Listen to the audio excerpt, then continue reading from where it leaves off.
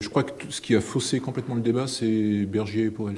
Tout à fait d'accord, le matin des magiciens. Ça, c'est la partage complètement. C'est la pire saloperie qui ait pu arriver. Parce que ça veut dire qu'ils ont trivialisé le sujet pour vous? Non, ils ont raconté des conneries.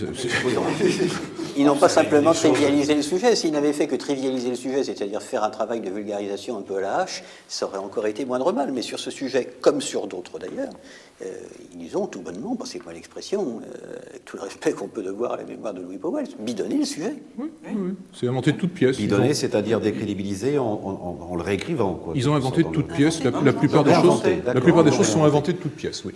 Et c'est intéressant ce que vous êtes en train de dire, parce que vous êtes en train de dire c'est grâce ou à cause de Bergier et Pauwels que la droite ne peut plus se ressourcer dans son ésotérisme traditionnel. Jean-Claude Vallat expliquait que Pauwels était quelqu'un qui avait, comme ça, de manière, alors pour le coup, non pas cyclique, mais récurrente, besoin et envie de se raccrocher à quelque chose. Alors, il s'est raccroché au début des années 60 à cet ésotérisme échevelé, à la petite semaine qui a donné Planète, et puis à un autre moment, il s'est raccroché à la Nouvelle Droite, aux théories du Grèce, et puis vers la fin de sa vie, il est devenu rigado-papiste.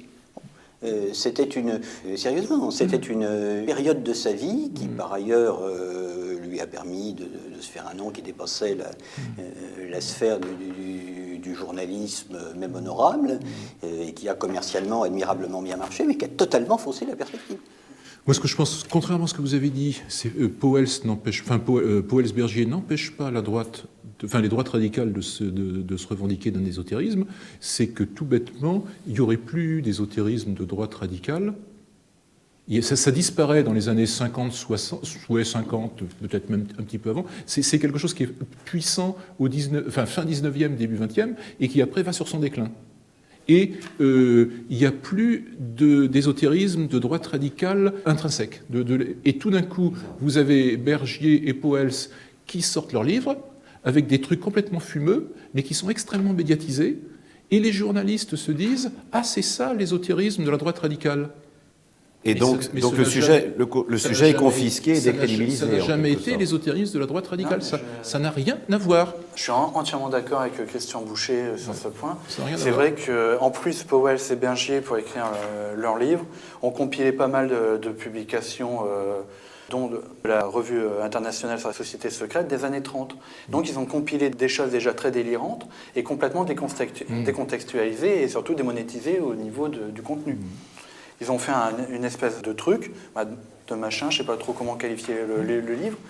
Et c'est vrai que le succès a fait que par la suite, dès la sortie du Matin des magiciens, il y a plein de types qui se sont dit ça c'est génial, ils vont écrire des bouquins dessus, ils vont prendre les éléments les plus aberrants à chaque fois des différents livres, et on va arriver à des choses complètement dingues. On a un phénomène, parce que les journalistes ou les écrivains peuvent créer quelque chose de toute pièce. C'est des choses qui sont assez courantes dans l'histoire des religions, où des sectes et tout ça se créent à partir de rien, parce qu'on a lu ça dans le journal ou dans un roman. Et là, parce qu'on a dit qu'elle existait, donc elle existe. Oui, là, on va avoir en fait un mouvement très minoritaire, un ésotérisme d'extrême droite extrêmement minoritaire, mais qui va naître d'une lecture du Matin des magiciens. Et alors là, on va être dans quelque chose qui est aberrant, qui n'est ni ésotériste ni de droite radicale, mais qui va être parfois fait par des gens qui sont souvent des naïfs et sans doute avec un QI, à mon avis, assez limité, enfin assez faible, mais et qui vont se croire à la fois de droite radicale et à la fois ésotéristes, alors qu'ils ne sont rien du tout.